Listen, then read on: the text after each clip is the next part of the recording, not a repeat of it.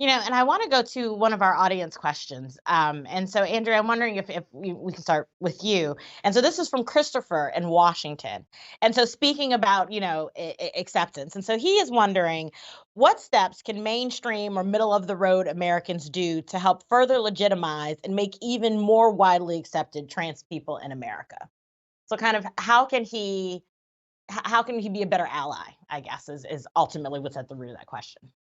Certainly. I think there's a number of ways. I see a lot of people now, particularly in my community, but all over, starting meetings with um, identifying their pronouns, even if they are cisgender. People have on their email signatures their pronouns, which I think is a way to a small and subtle way, but certainly a way to help with this seemingly very challenging issue of people respecting pronouns.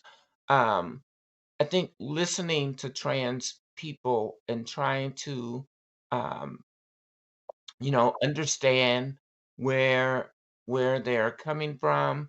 I did want to just revert a little bit back to the question that Zoe talked about, Representative Zephyr, about, I conducted a transgender oral history project and I interviewed about 194 trans and gender nonconforming people.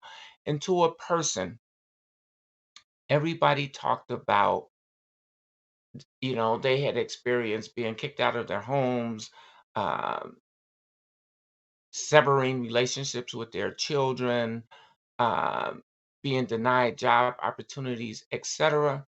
But almost to a person, people talked about the joy that they felt in being able to live their most authentic lives.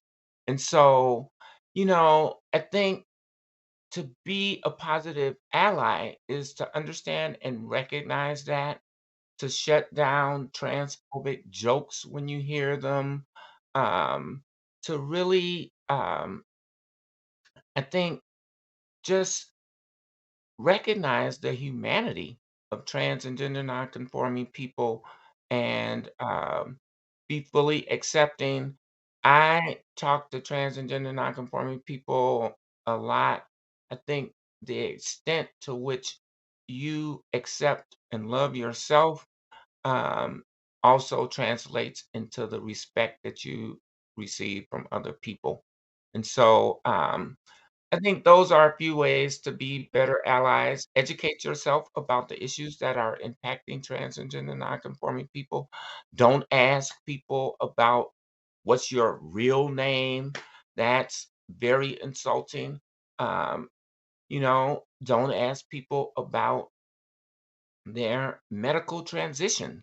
I think the survey, the Kaiser Family Foundation survey that you guys just completed yesterday talks about the fact that uh, probably 50% of trans and gender nonconforming people never seek um, medical intervention during their um, transition journey.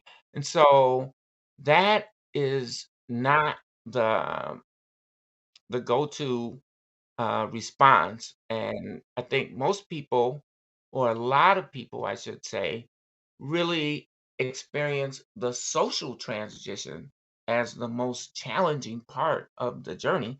You know, So it's even when interesting. go ahead, I'm Sorry, sorry.